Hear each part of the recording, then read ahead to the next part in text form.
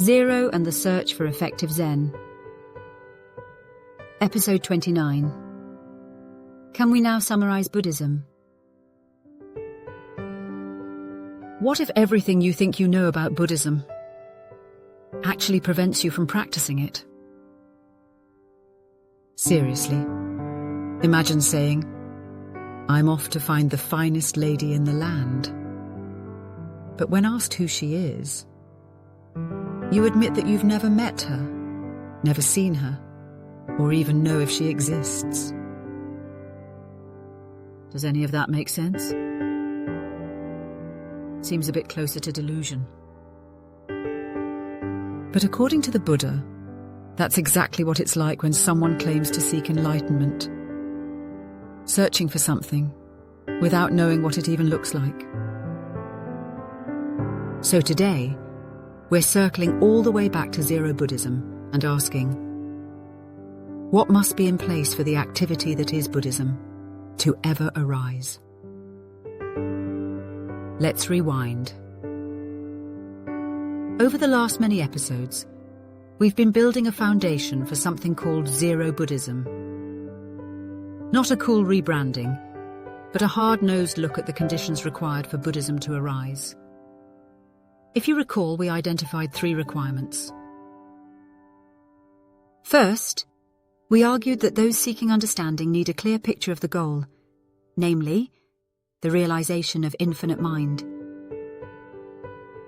Second, we argued that those seeking understanding need a clear picture of the path to get there.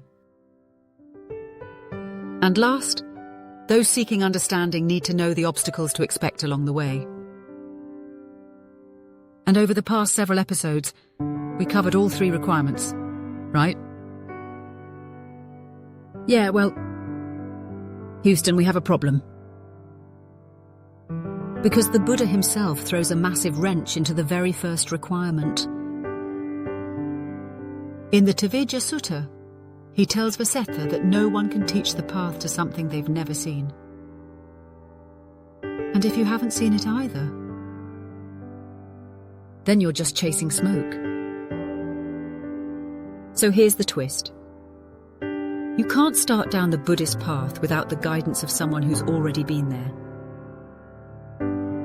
That's the real first precondition. Not just that you have a concept of the goal, but that you have a clear picture of it. But since you can't have a clear picture of the realization of infinite mind without already having experienced it, you need the guidance of an enlightened teacher. Someone who has already walked the path and who has a clear picture of where it leads. Which means no awakened teacher, no Buddhism. So yeah, we're not quite done. We thought we were wrapping up this whole Zero Buddhism package with a tidy bow.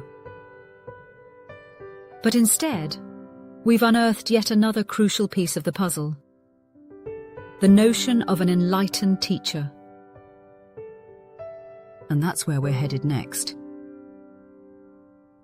And so, the question for next episode: what constitutes an enlightened teacher?